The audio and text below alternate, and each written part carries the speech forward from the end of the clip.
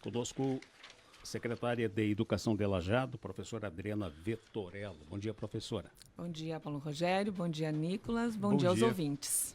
Preparação para a abertura do ano letivo como um todo nas escolas públicas municipais e até mesmo na questão das escolas da educação básicas, creches. Qual é a situação? Bom, nós temos a previsão, então, agora do retorno, né, das escolas. Abertura ontem, então, oficialmente com a minha equipe, organizando e planejando os preparativos, né?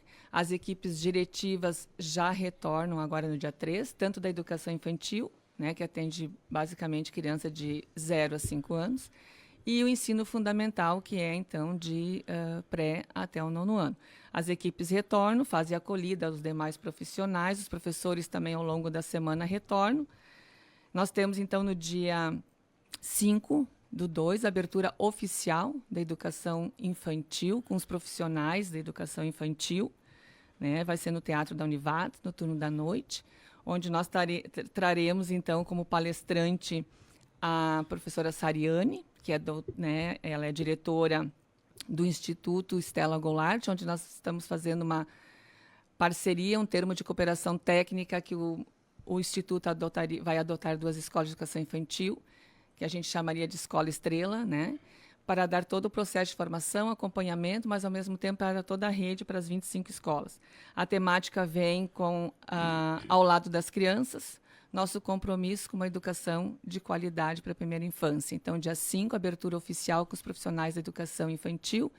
E no dia 12 de fevereiro, a gente vem, então, com a abertura oficial para os profissionais do ensino fundamental, fazendo uma parceria com o SESC, onde a gente traz também a temática, né, a conexão com o novo, o pertencer, refletir e agir. Então, vai ser no turno da manhã com os profissionais da educação. E, oficialmente, com as crianças, educação infantil agora no dia 6 e o ensino fundamental no dia 17. A gente tem aí, fechando um ano, né, Paulo, de 2024, olhando assim os números oficiais do que nós atendemos, então a gente chega em torno de 10 mil estudantes, juntando educação infantil e ensino fundamental. Esse número podendo mudar agora, porque nós trabalhamos sempre com o fechamento do ano, né? Continua crescendo. Continua crescendo. E a tendência desse número agora é modificar, porque nós começamos agora em fevereiro, com o retorno das equipes, nós abrimos novamente o processo de matrículas e continuamos na educação infantil fazendo encaminhamentos, né? A questão envolvendo a situação física de escolas, quais são os bairros ou os locais onde há uma necessidade de ampliação no número de salas? Hoje nós estamos já fazendo a escola, né, no Jardim do Cedro. A Dom Pedro recebe essa ampliação, onde nós vamos fazer uma separação dos estudantes, né? Pré ao 5º ano vai fazer a ocupação em um prédio, e o 6º ao 9º ano fará ocupação em outro. Então, isso vai possibilitar quase 1.000 estudantes sendo atendidos. É um bairro que cresceu, é um bairro que nós necessitamos, né, de dar atendimento. Ele expandiu.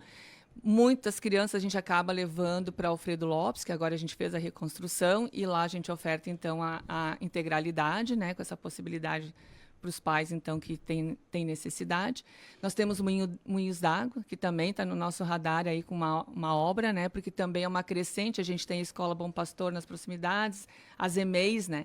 Então, a gente precisa dessa EMF, então a gente vem com essa característica.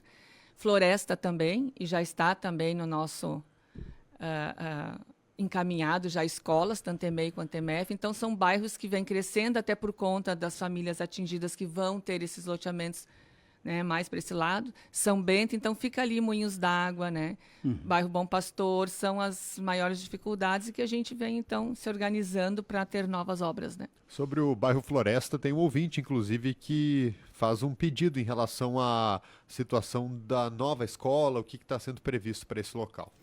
Floresta, hoje pela manhã eu tenho reunião até com a prefeita. Estive em Porto Alegre para a gente rever essa questão das escolas que são cadastradas no FNDE, né? Nós temos escolas cadastradas ainda por conta das cheias e que as obras não iniciaram. A gente tem a EMEI Criança Feliz no bairro Campestre, que já está tudo ok. Esse ano a gente já, tão logo os documentos estejam ok, a gente já licita e começamos a obra. Mas no bairro Floresta, a gente tem a possibilidade de uma EMEI e uma EMF. É o que a gente vai estar tramitando, né, agora até Em Porto Alegre, a gente viu a possibilidade de troca de área para justamente este bairro ganhar mais uma EMEI, ter uma EMEI e ganhar mais uma IMEF, porque hoje a IMEF de lá atende crianças apenas de pré ao 5º ano, mas na integralidade também. Na questão das creches, filas de espera, qual é a radiografia atual? O Lajeado estava com 750 crianças na lista de espera.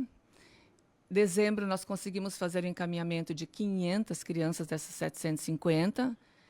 E as pessoas olham a lista hoje, ela está com 519. Então, as pessoas, quando a gente olha a lista de Lajeado, se tem a impressão de que parece que não se encaminhou crianças. Sim, a gente encaminhou 750 crianças, sendo que destas 750, eu gosto muito sempre de trazer e reforçar isso, nem todas estão aptas para concorrer à vaga, porque não têm os 4 meses de idade. Então, a inscrição ela é aceita independente da idade. A gente aceita a inscrição, mas ela passa a concorrer à vaga a partir dos 4 meses, né? Mas ela fica na lista. Então, isso dá um volume na nossa lista, de certa forma. Então, nós encaminhamos 500 crianças, teria sobrado em torno de 250. Como a gente continua em dezembro, a gente abre o processo de matrícula, a gente abre o processo de inscrição, automaticamente entram inscrições novas. Então, hoje, a lista de espera fica em 519, mas já com encaminhamentos também agora previstos para fevereiro. Qual que é o perfil dessas crianças em fila de espera? Idade? Se tem algum bairro que tenha maior demanda? A gente tem os critérios, né, para atender a lista. O primeiro critério sempre é a questão da renda, CAD único, vulnerabilidade. São critérios assim adotados pelo município, né? E havendo possibilidade, a gente vai atendendo os demais. Então, mas me refiro em questão da idade, são os menores? Os menores, assim. Nós atendemos, Nicolas, a gente sempre, eu também trago isso já em várias entrevistas que eu fiz. A gente precisa atender primeiramente uma idade obrigatória. Então, se nós formos olhar, a idade obrigatória hoje é 4 anos de idade. Esta criança não pode ficar, sob hipótese nenhuma, fora de escola. Então, se eu tenho uma creche, uma EMEI, que a gente diz uma escola de educação infantil, porque a creche a gente fala etapa de 0 a 3, né? Nós começamos sempre com a idade de 5. Se eu não tenho no fundamental como atender, eu atendo na educação infantil, na creche, essa criança de 5 anos. Então, eu começo a formatação das turmas sempre 5, 4, 3, 2, 1 e vai para berçário. Então, por isso que, às vezes, quando eu tenho necessidade de ter uma turma de 4, 5 anos por ser idade obrigatória, muitas vezes eu preciso não abrir um berçário, por exemplo. Então, às vezes, dá essa informação de que fecharam o berçário. Na verdade, eu não tenho tanta demanda para berçário, mas demanda para idade obrigatória. Então, a gente acaba não abrindo berçário e abrindo a idade obrigatória. Então, todo ano tem esse movimento na educação infantil. Ela nunca vai estar como o ensino fundamental, né? Aquela característica é pré-nono ano. Ela vai oscilar. Um ano ela pode ter berçário, dependendo da demanda, outro ano ela não vai ter. Ou, às vezes, eu não tenho uma turma de pré, mas tenho 2 berçários. A gente vai olhando a demanda da lista de espera de acordo com aquele bairro. Então, a gente sempre olha o zoneamento, né? As necessidades, a gente vai organizando as turmas. Professora, 2 questões envolvendo a possibilidade de suprir esta demanda. Primeiro, a compra de vagas, que foi instituída no governo passado. Não evoluiu muito a compra de vagas em instituições privadas ou que gostariam de se habilitar e oferecer vagas de creche. E a segunda questão envolve a legislação que compromete empresas de grande porte ou com mais de 100 funcionários a ter uma espécie de participação econômica na abertura de novas vagas de creches. As 2 situações parecem não terem funcionado muito bem, né? A compra a gente tem hoje, em média, de quase 400 vagas. A gente abre todo ano a possibilidade de credenciamento. Uhum. O que nós não temos muitas vezes, o interesse das entidades de participar. Hoje, o custo de uma criança em creche municipal gira em torno de 900 a R$1.000? Ela dá um pouquinho mais. Então, estava em 1.200 hoje para nós. Mês. Uhum. Já está? Sim. Agora até vai ser atualizado, porque sempre a gente atualiza de acordo com o que vem do Fundeb. Esse número é atualizado. A gente já entrou em contato com a contadoria para saber em que valor ficaríamos agora, mas a gente estava fechando em torno de 1.200 na integralidade. E na compra de vagas é oferecido um valor semelhante? O valor que a gente paga. E mesmo assim não há manifestação de interesse? Nós temos hoje em média de 6 escolas, né, que ofertam, tem vindo nos procurar escolas interessadas em ofertar. e havendo as condições, sendo aprovada pelo COMED, que também é o Conselho Municipal, que avalia essas escolas, a gente busca, sim, pela sua oferta de vagas. Então, a gente vem sempre tramitando, assim como a gente, às vezes, tem um convênio com alguém, a gente pode também, né? A própria Slam, a gente fecha a parte de Belo pré-escola. trabalho da Slam, né? Então, a gente tem feito essa parceria. Tivemos uma reunião essa semana que ela disse, secretária, nós temos possibilidade de atender, temos vagas de 0 a 3 anos, então hoje a gente senta com a nossa central de vagas e faz esse redirecionamento também para a Slam, que sim, faz um belíssimo trabalho, né? Não tenho dúvida, a gente tem uma boa parceria com elas também, e dentro desse convênio a gente também vai tramitando a questão, né, de poder ofertar vagas, a gente tem hoje 100 vagas com elas, né, na pré-escola. Então, a secretaria ela vem buscando alternativas de maneira a poder atender, assim como se há a possibilidade também de uma ampliação, a gente trabalhou muito com ampliações nas nossas escolas onde havia possibilidade, tanto que ano passado a gente fez, né, algumas inaugurações, então houve ampliação, então a gente busca essa alternativa, ou amplia, ou a compra, né, ou o convênio, ou realmente a própria obra nova, né, para a gente poder... As empresas de grande porte, pouca participação. Pouca participação, até porque havendo essa situação, muitas vezes acaba que o funcionário que está lá vai fazer a exigência da vaga e nem sempre a gente consegue fazer essa... Então, a gente não teve mais uma evolução nesse sentido, né? Logo que eu cheguei na secretaria, a gente tinha, assim, docília, HBB, mas hoje a gente não tem mais, não evoluiu, digamos, essa proposta, mas algo daqui um pouco para a gente estar pensando, né? Ouvinte Luiz, do bairro Jardim do Cedro, pergunta por que a construção da escola que vinha de vento em polpa de uma hora para outra parou e já está parada desde o ano passado.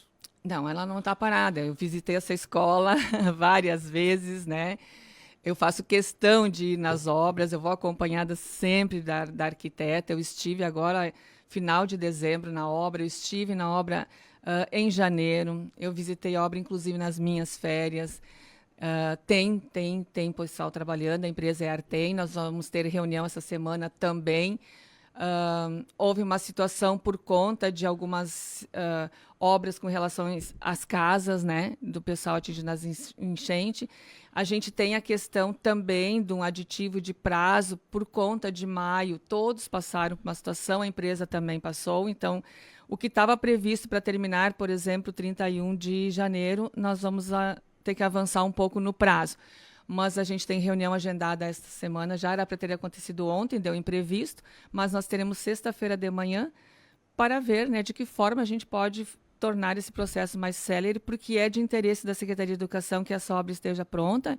Isso vocês não precisam ter dúvida de que eu não cobro também da administração, porque eu sei da necessidade. Então, nós estamos acompanhando essa obra de perto. Sem contar que ela é uma obra que ela precisa da pavimentação no entorno. Então, já foi licitado, já está em contratação a empresa.